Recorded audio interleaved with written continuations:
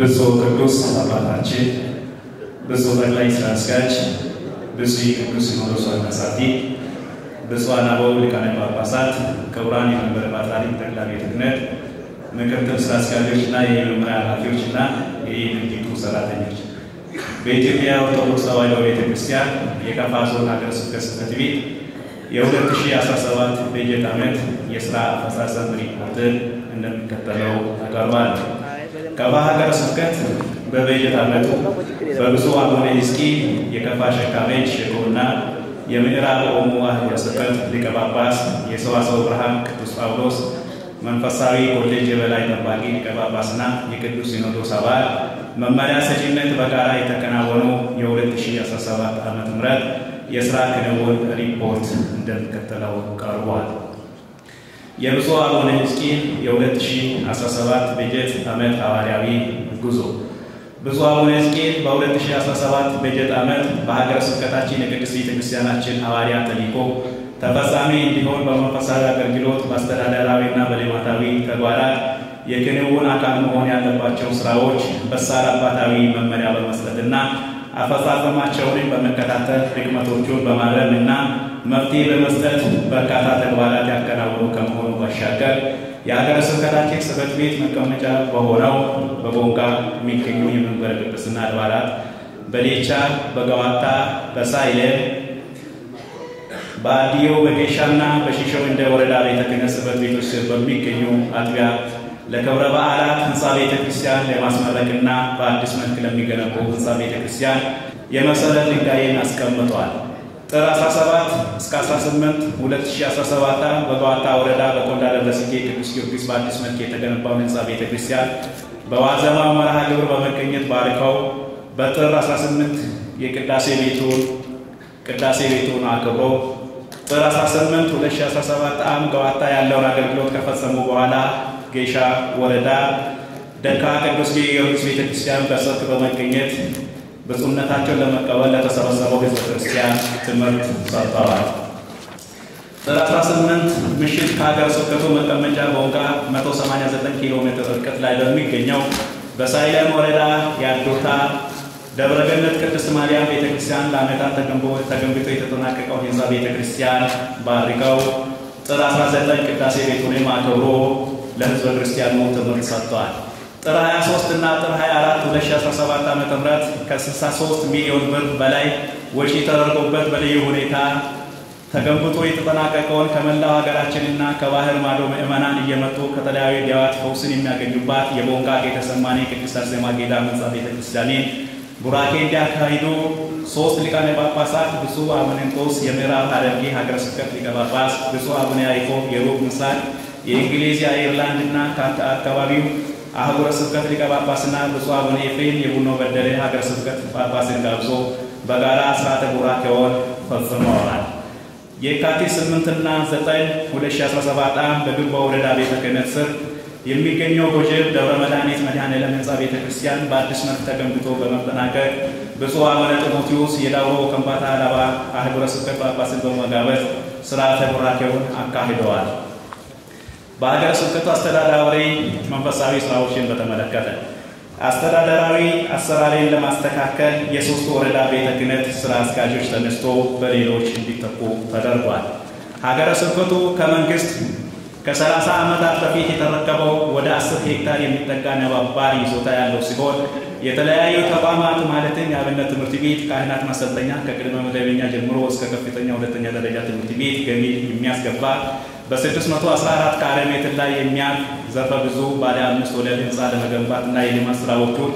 በ10 ዓመታት ለማከናወን የትግበራ ጽሑፍ የተዘጋጀ ቢሆንም ቦታው የይዞታ ማረጋገጫ ካርታ የሌለው በመሆኑ ግንባታው ለማካሄድ ተግዳሮት የተፈጠረብን በመሆኑ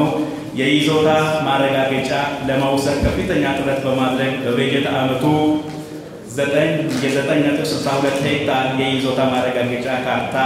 ተረክበናል። በዚህ አጋጣሚ የይዞታ ማረጋገጫውን እንድናገኝ ለረዱን የቦንጋ ከተማ አስተዳደር ጽሕፈት ቤት፣ የቦንጋ ከተማ ማዘጋጃ ቤት፣ የከፋ ዞን ከተማና ልማት መምሪያ፣ ከፋ ዞን አስተዳደር በቅድስት ቤተክርስቲያን ስም ምስጋና ማቅረብ እንወዳለን። የይዞታ ማረጋገጫ ካርታ በመውሰድ በ484 ካሬ ሜትር ላይ የሚያርፍ በማህበረ ቅዱሳን ዋና ማዕከል የአብነት ትምህርት ቤት ለመገንባት ታቅዶ የግንባታ ወጪውን ከ12 ሚሊዮን ብር በላይ የሚሆን ህንፃ በመገንባት ላይ የሚገኝ ሲሆን አፈጻጸሙ ወደ 60% ገደማ ደርሷል። በዚህ አጋጣሚ ለማህበረ ቅዱሳን ዋና ማዕከልና ለቦንጋ ማዕከል ምስጋና ለማቅረብ እንወዳለን። ሀገረ ስብከታችን በ2017 ዓ.ም የአብነት ትምህርት ቤት ላይ ትኩረት ሰጥቶ የሰራ ሲሆን በ2016 ከመንበረ ፓትርያርክ ጠቅላይ ጽሕፈት ቤት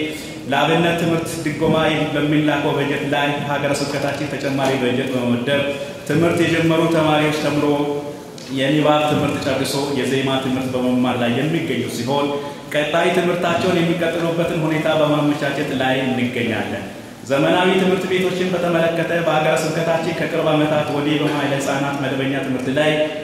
ልዩ ትኩረት ተሰጥቶ እየተሰራ የሚገኝ ሲሆን ቀደም ሲል በግንባታ ላይ የቆየው የቦንጋ ደብረ ብርሃን ቅድስት ሥላሴ ቤተክርስቲያን ባለ 4 ወለል ህንፃ ግራውንዱን ብቻ ጨርሶ በዚህ ዓመት በአንደኛ ክፍል ተማሪዎቹ ተቀብሎ በማስተማር ላይ ይገኛል። በቦንጋ 2 አብያተ ክርስቲያናት በሺሾ ኢንዴ ወረዳ፣ በብጣ ወረዳና በጭና ወረዳ ቤተ ክህነቶች በድምሩ 5 አብያተ ክርስቲያናት ከ220 በላይ የመዋዕለ ሕፃናት ተማሪዎችን አስመርቆ ወደ መደበኛ ትምህርት ቤት ተሸጋግሯል። ሀገረ ስብከታችን ከማህበረ ቅዱሳን ጋር በመተባበር በተተኪ አገልጋዮች ዙሪያ ብዙ ስራዎችን የሰራ ሲሆን በ2017 ዓመት በጀት 28 ተተኪ መምህራንን በዋና ማዕከል አስተምሮ አገልግሎት ስምረት ሰጥቷል። ሀገረ ስብከታችን በማህበረ ቅዱሳን በቦንጋ ወረዳ ማዕከላት ጋር በስብከተ ወንጌል አገልግሎት ዙሪያ ቅንጅት በመፍጠር በተራራማ አካባቢዎች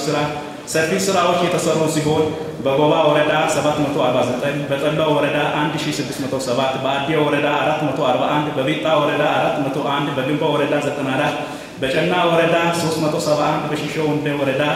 149፣ በዴቻ ወረዳ 228፣ ጋዋታ ወረዳ 204፣ በቦንጋ መካነ ሰላም ቅዱስ እስጢፋኖስ ቤተክርስቲያን 16፣ በቦንጋ ደብረ ፍስሐ ቅዱስ ኪዳነ ምሕረት ቤተክርስቲያን አንድ ሙስሊም የነበረ የሕክምና ባለሙያ ከ5 በላይ ቤተሰቦቹ ጋር በአጠቃላይ በድምሩ 4266 አማንያን ስርዓተ ጥምቀት ተከናውላቸው ወደ እናት ቤተክርስቲያን ተመልሷል። በአንጻሩ ከ311 በላይ ያላነሱ በተለያየ ምክንያት ወደ ሌላ ቦታ እምነት ፈርሰዋል። የዘመኑን ገቢ በተመለከተ የ2016 አጠቃላይ ቤተ ክርስቲያናት ገቢ ብር 41,595,883.58 የሀገረ ስብከቱ ድርሻ ብር 8,319,176.74 የሀገረ ስብከቱ ልማት ገቢ ብር 96,071 የሀገረ ስብከቱ ገቢ አጠቃላይ ድምር 8,415,000 ሲሆን ከዚሁ ላይ መንበረ ፓትርያርክ ገቢ 35 2,945,312 ሲሆን የ2017 በጀት ዓመት በ2017